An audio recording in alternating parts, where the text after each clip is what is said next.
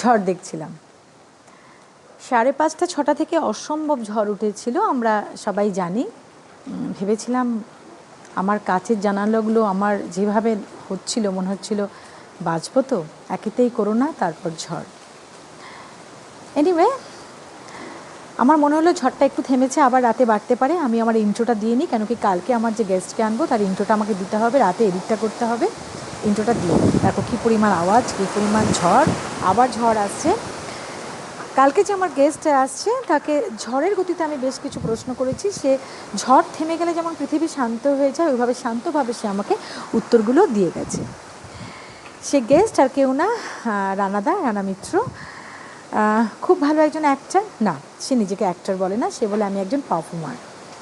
যাই হোক, রানাদাকে নিয়ে আমার একটা কথা বলার আছে। না, রানাদাকে আমি খুব অল্প সময় চিনি এবং মানুষটা অল্প সময়ের মধ্যে আমার কাছে অনেকটা আপন হয়ে গেছে। এবং যতগুলো ওনার সিরিয়াল কি মুভি আমি দেখেছি এবং যতটুকু ওনাকে চিনেছি, তাতে আমার মনে হয়েছে যে টলিগঞ্জ না ওনাকে ঠিক সেভাবে ইউজ করতে পারিনি।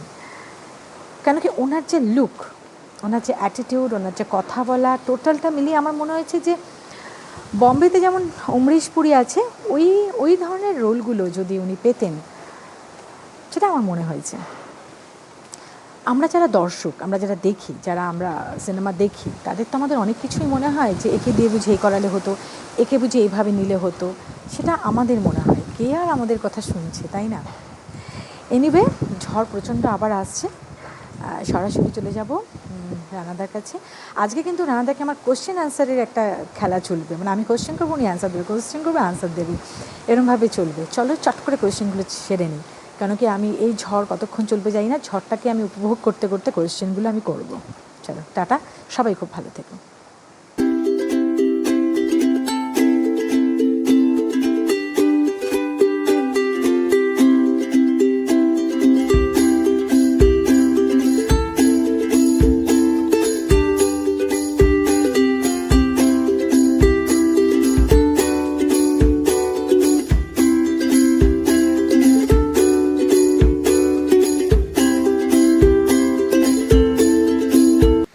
আচ্ছা রানাদা, তোমার ভালো লাগা মানে প্যাশন, সেটা কি একটু বলো। আমার ভালো লাগা বা প্যাশন, দেখো প্যাশন যেটা ছিল সেটা তো এই মুহূর্তে পেশায় পরিণত হয়ে গেছে, অর্থাৎ অভিনয়। তো এখন যদি অভিনয়কে বলি যে প্যাশন, তাহলে লোকে বোধহয় একটু হাসাহাসি করবে, যাকে বাদ দাও। অভিনয়টাকে আর আমি প্যাশনের মধ্যে আনছি না, এটা এখন আমার প্রফেশনে দাঁড়িয়ে গেছে। তো ইটস বেটার অভিনয়কে প্যাশন না বলে অভিনয়কে প্রফেশন বলাটাই বেটার। আর ভালো লাগার জিনিস, দেখো আমি খুব একটা সাধারণ ছেলে, ছোটবেলা থেকে যেভাবে অন্যরা বড় হয় আমিও তাই বড় হয়েছি। গান শুনতে ভালো লাগতো, সিনেমা দেখতে ভালো লাগতো, একটু একটু আধটু আঁকা জোগা করতে পারতাম, সেটা করতে ভালো লাগতো। খেলাধুলো তো ছিলই। সাধারণ জীবনযাপন। আর একটা জিনিস আমার একটু একটু বড় হয়ে, মানে যখন একটু স্বাবলম্বী হলাম, তখন সেটা বেশ একটা ঝোঁক হলো বেড়াতে যাওয়ার, বিশেষ করে একটু অ্যাডভেঞ্চার জাতীয় বেড়ানো। এবং আমি বেরিয়েছি বেশ কিছু জায়গায়, আমি এই অ্যাডভেঞ্চার করতে গেছি, নানান ঘটনার সম্মুখীন হয়েছি। যাক, এখন সেসব বিস্তারিত আলোচনা করছি না। হ্যাঁ, বেড়ানোটা আমার একটা ভালো লাগা, প্যাশন বলতে পারো। আর একটা জিনিস মিস করে যাচ্ছিলাম, সেটা হলো যখন আমি খুব ডিপ্রেসড হই, তাও ভালো লাগছে না, কি করবো, অনেক সময় তো ভালো লাগে না। বাড়িতে হয়তো তখন সেভাবে কেউ নেই, আমার স্ত্রী হয়তো অফিস থেকে ফেরেননি, মেয়ে হয়তো তার নিজের মতো রয়েছে। আমি তখন রান্না করতে শুরু করি। রান্নাটা খুব একটা খারাপ করি না, মানে লোকজন খেয়ে ভালো বলেছে, মানে একেবারে ফার্স্ট ক্লাস না বললেও একটা ক্লাস আছে। তো ওটা ভালো লাগে করতে, ওটা করি, ওটা করলে বেশ মনটাও ভালো লাগে। একটা ক্রিয়েটিভিটিও তৈরি হয়, যে অনেক সময় এটা দিয়ে ওটা দিয়ে সেটা দিয়ে করলাম, অনেকটা ওই আমাদের অভিনয়ের মধ্যে আর কি, নানান রকম ইনগ্রেডিয়েন্টস দেওয়ার পরে একটা কিছু তৈরি হলো। কখনো কখনো অবশ্য সেটা একটু বিপদ ঘটায়, মানে নিজেই মনে হয় যে এটা কেন করলাম, না করলেই তো হতো, তাকে এক্সপেরিমেন্ট না করলে তো কিছু বেরোবে না। তাই মাঝে মাঝে রান্নার এক্সপেরিমেন্ট করি, আর কিছু ট্রেডিশনাল রান্না করি। আচ্ছা, তোমার কি মনে হয় না যে আগামী দিনে অভিনেতাদের কাজের সুযোগ অনেকটা কমে যাবে এই সোশ্যাল ডিস্টেন্স মেনে শুটিং করতে গেলে? সেক্ষেত্রে কাজ, ডিস্ট্রিবিউশন, এক্ষেত্রে ফোরাম কি ভাবছে? আহ, দেখো, কাজের সুযোগটা হয়তো কমবে, শুধু আমাদের সেক্টরে কেন, সব সেক্টরেই কাজের সুযোগ হয়তো একটু কম বেশি হবেই, এটা তো স্বাভাবিক। কারণ একটা এত বড় ঘটনা ঘটে যাওয়ার পর আগের মতোই কি আমরা কাজ করতে পারবো সেটা নিয়ে একটু সন্দেহ আছে। যাকে এটা কমপ্লিটলি আমার অভিমত, আমার মনে হচ্ছে যেটা হয়তো কমবে, নাও নাও কমতে পারে, না কমলেই ভালো। আর যদি কমে, তার মধ্যেই মানিয়ে গুছিয়ে সবকিছু করে নিতে হবে। তবে হ্যাঁ,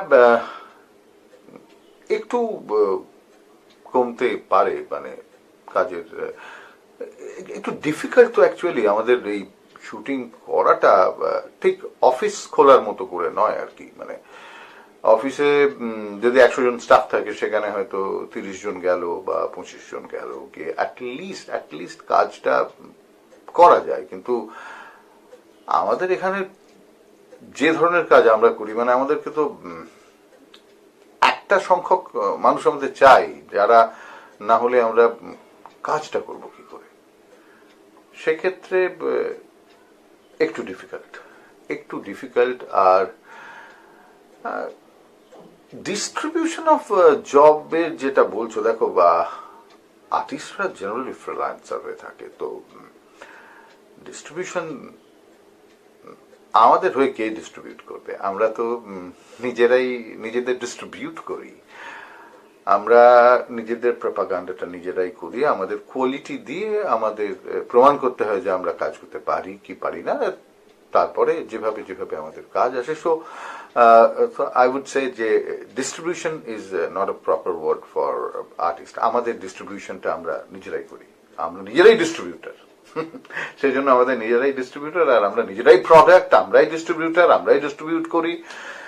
আর তুমি যেটা বলছিলে যে মানে এই ডিস্ট্রিবিউশনের ক্ষেত্রে আর্টিস্ট ফোরাম কি ভাবছে, না কিছু না। কারণ একটা জিনিস একটু জানিয়ে রাখা উচিত, যে আর্টিস্ট ফোরাম একটা সংগঠন যেটা আর্টিস্টের হিতে কাজ করে, কিন্তু আর্টিস্ট ফোরাম কাউকে কাজ এনে দেয় না, মানে কাজ এনে দেওয়া সম্ভব না। কারণ ধরো, মানে সুজাতা, তুমি ফর অ্যান এক্সাম্পল, যে একজন ডিরেক্টর, তুমি একজনের কথা ভাবছো যে একে নিলে তোমার চরিত্রটা ঠিক ঠিক মতো যাবে বা হবে, সেটা তো তুমি নির্ধারণ করবে, তুমি তো বলবে। এটার জন্য তো আর্টিস্ট ফোরামের কাছে যাওয়ার দরকার নেই।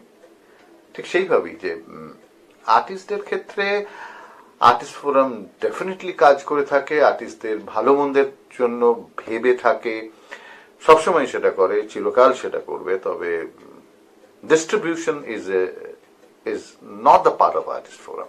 হাউসগুলো রানিং সিরিয়াল বন্ধ করে ডাবিং সিরিয়ালের দিকে ঝুঁকছে, তো এ ব্যাপারে ফোরাম বা তুমি কি ভাবছো? দেখো, তুমি হাউস বলতে যেটা মিন করছো, তুমি বলতে চ্যানেলকে হাউস বলে মিন করছো। দেখো, এখন চ্যানেল যদি মনে করে যে সে রানিং সিরিয়াল না চালিয়ে ডাবিং সিরিয়াল চালাবে, এবং সেটা চালিয়ে যদি সে মনে হয় যে তার উপকার হবে, সেটা তো কমপ্লিটলি তার বিষয়, আমাদের বিষয় নয়। আমাকে যদি তুমি ব্যক্তিগতভাবে জিজ্ঞেস করো, আর ফোরাম যদি কোনো সিদ্ধান্ত নেয়, তাহলে সেটা নিশ্চয়ই সকলের সঙ্গে আলোচনা করবে, আলোচনা করে সিদ্ধান্ত নেবে।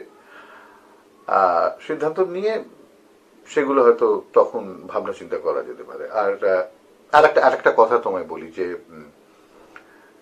ডাবিং সিরিয়াল চালানোটা কিন্তু আইনত কোনো অপরাধ নেই।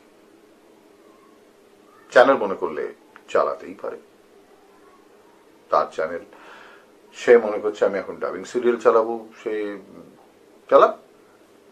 কিন্তু প্রশ্ন একটা, আচ্ছা তোমার কি মনে হয়, মানে একজন সাধারণ দর্শক হয়ে যদি তুমি বলো, বা আমি যদি তোমায় প্রশ্ন করি সুজাতা, যে বাকি 4টে বা 5টা বা 6টা চ্যানেল তাদের নতুন নতুন সিরিয়াল তারা শুট করে দেখাচ্ছে, একটি বা দুটি চ্যানেল যারা মনে করছে যে আমরা ডাবিং সিরিয়াল দেখিয়ে সার্ভাইভ করব, ডু ইউ থিঙ্ক যে সেটা সম্ভব?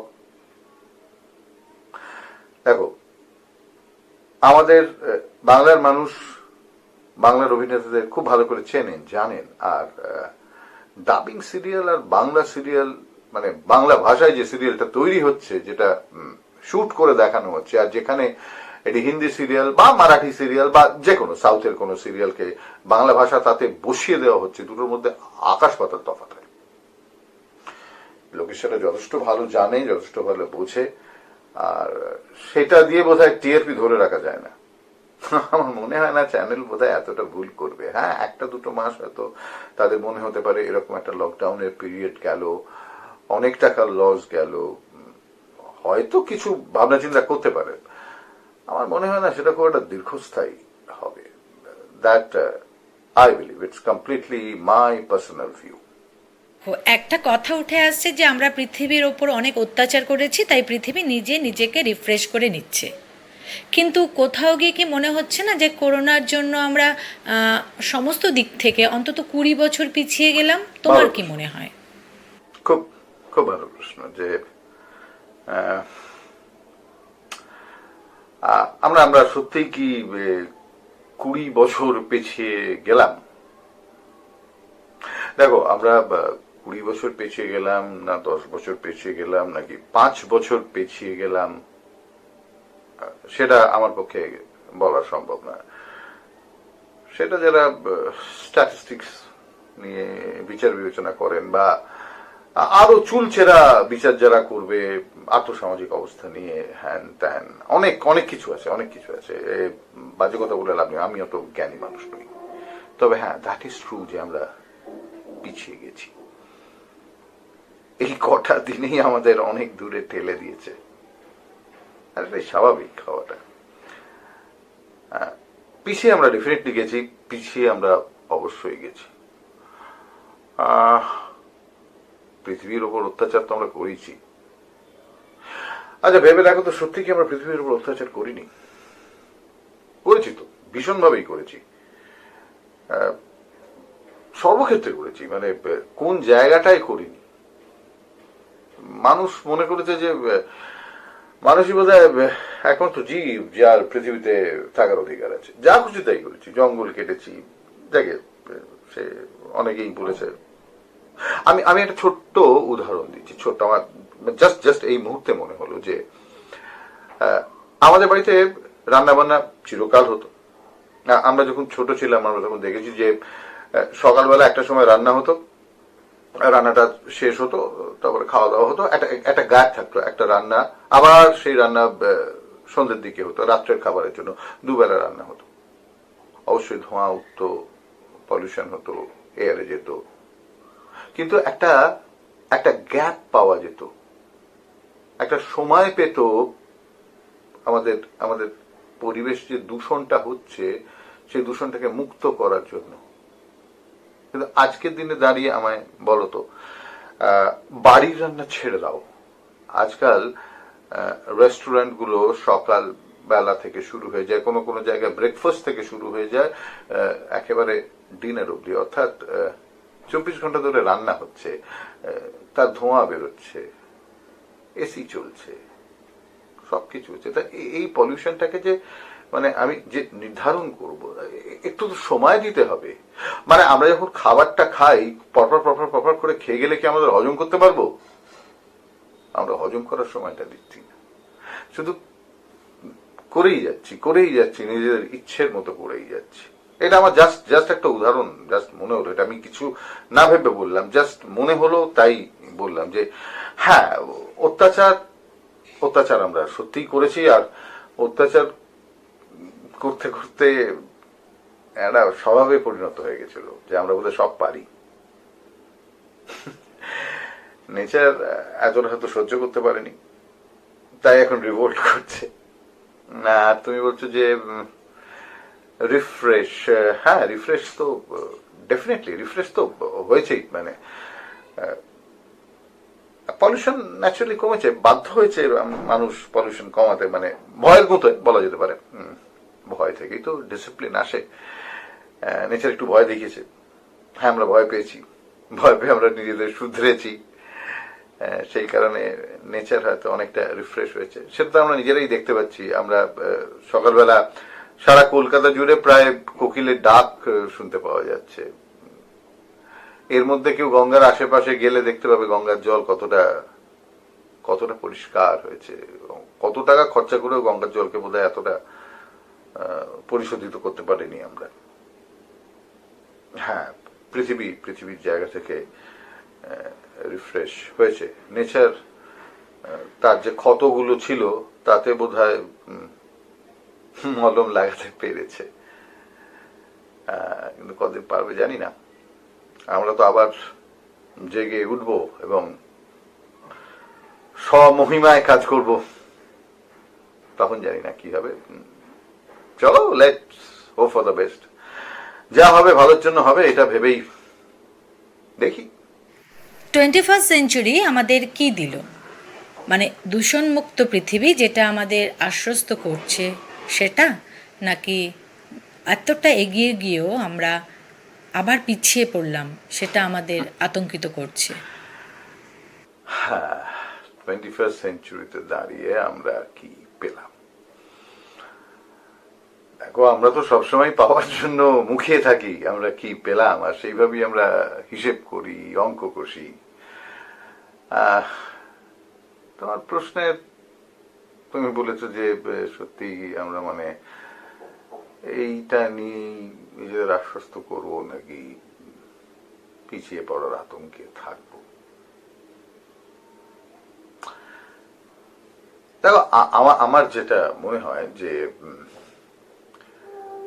কি পেলাম আর কি পেলাম না এসব নিয়ে ভেবে লাভ নেই। কারণ মানুষ যতদিন বেঁচে থাকবে ততদিন কিছু না কিছু আমরা খুঁজে পাবো।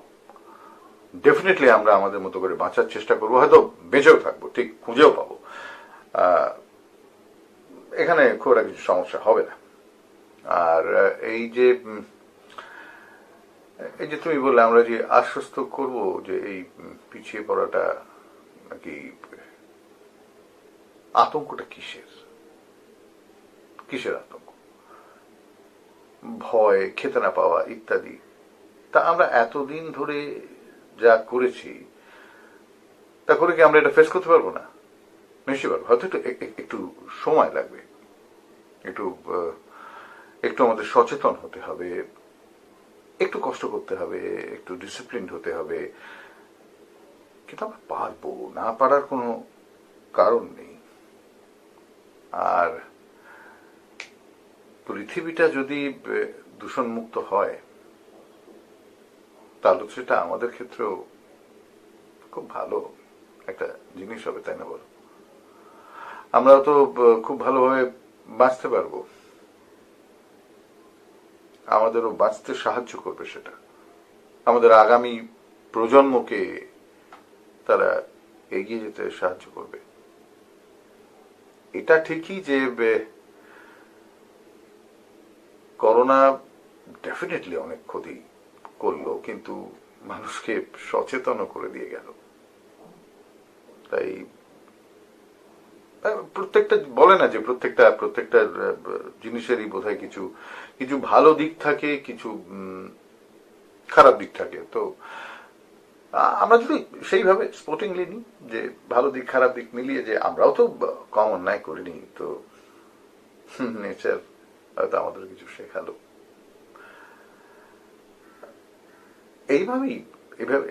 এইভাবেই আমার ভাবনা, হয়তো একটু ব্যতিক্রমী ভাবনা হতে পারে, হয়তো অনেকে মনে করতে পারেন যে একটু বাড়াবাড়ি করছি বা একটু একটু বেশি বলে ফেললাম, ডাজন্ট ম্যাটার। প্রত্যেকের ভাবনা তার মতো করেই হওয়া উচিত। আমার ভাবনাটা আমার মতো। যদি কারোর ভালো না লাগে তাহলে আমাকে অবশ্যই মাফ করবেন, আমি ক্ষমা চেয়ে নিচ্ছি তার জন্য। লাস্টলি একটা গান কিংবা কবিতার আবদার রইল। গান বা কবিতা জানি না কতদূর হবে, বাট চেষ্টা করছি।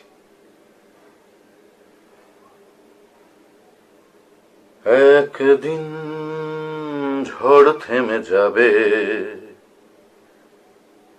পৃথিবী আবার শান্ত হবে। একদিন ঝড় থেমে যাবে,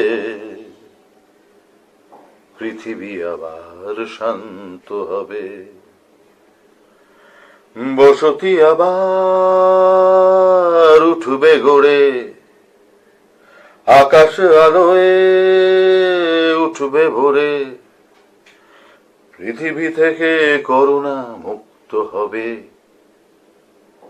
পৃথিবী আবার শান্ত হবে। পৃথিবী আবার শান্ত হবে। একদিন ঝড় থেমে যাবে, পৃথিবী আবার শান্ত হবে।